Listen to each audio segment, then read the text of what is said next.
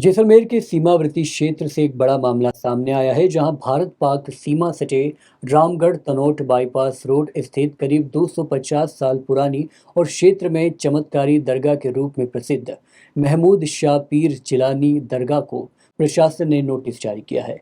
प्रशासन ने operation clean और जीरो से 50 किलोमीटर बॉर्डर क्लीन अभियान के तहत राजस्थान उपनिवेशक अधिनियम 1954 की धारा 22 के अंतर्गत दरगाह परिसर पर नोटिस चस्पा कर संबंधित भूमि और निर्माण से जुड़े दस्तावेज 22 जून तक प्रस्तुत करने के निर्देश दिए हैं।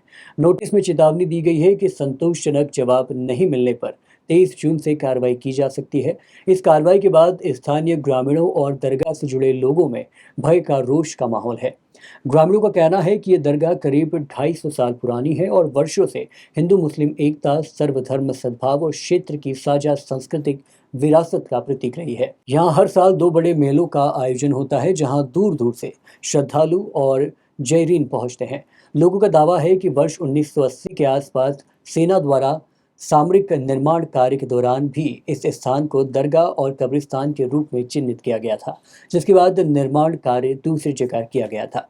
दोस्तों, इस मुद्दे से अब राजनीतिक रंग भी ले लिया है। कांग्रेस सांसद उमेदराम बेनीवाल ने सरकार की कार्रवाई पर सवाल उठाते हुए कहा कि राष्ट्रीय सुरक्षा महत्वपूर्ण है, लेकिन उसके नाम पर किसी धर्म या समुदाय विशेष को निशाना बनाना उचित नहीं।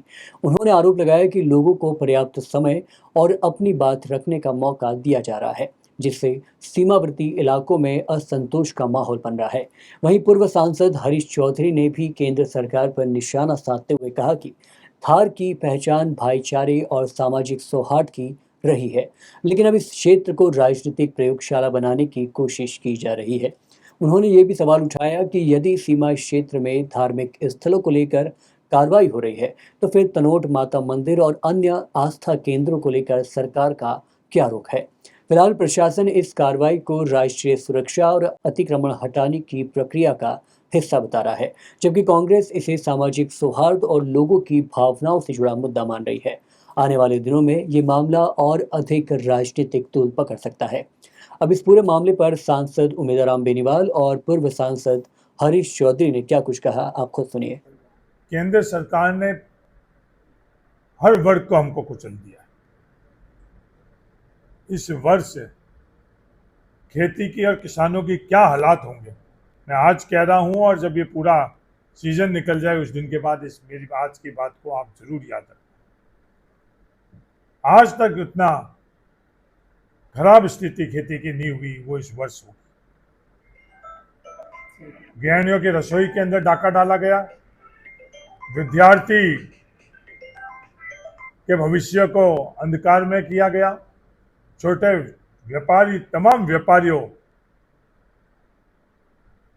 का भविष्य को अंधकार में कर वर्तमान को भी उन्होंने नष्ट कर लिया। कोई भी वर्ग वंचित नहीं रहा। तो सिर्फ डाइवर्जन के लिए दुर्भाग्य है कि सिर्फ नफरत फैलाने के लिए उनको और कुछ नहीं मिला। हमारा थार मिला, जिसमें थार के लोगों की अपनायत, भाईचारा सदियों से बरकरार था। सिर्फ भवनों तक सीमित नहीं रही। जो जाल 200-300 साल पुरानी जालें हैं, उनको भी चिन्हित कर वो ध्वस्त कर रहे हैं। जो हमारे को जीवन देने वाली जाल है, हमारे जीवन देने वाले टाके हैं, उनको ध्वस्त कर रहे हैं। लेकिन 50 किलोमीटर के दायरे तक का सर्वे करवाना कहाँ? नहीं, अब 50 किलोमीटर के अंदर हमारे यहाँ धार्मिक आस्था का केंद्र तनोड़ 50 किलोमीटर की सीमा में, और किसी ने नहीं बनाया। इसका निर्माण किसने किया? खुद आर्मी ने, हमारे सुरक्षा बलों ने तनोड़ का किया। रामगढ़ की मजार का निर्माण किसने कराया? आप जाकर वहां पता कर लो लोगों को। उस मजार का निर्माण आर्मी वालों ने करवाया। आज उनके भी चिन्हित कर और उस पर विवाद कर क्या संदेश देना चाह रहे हैं?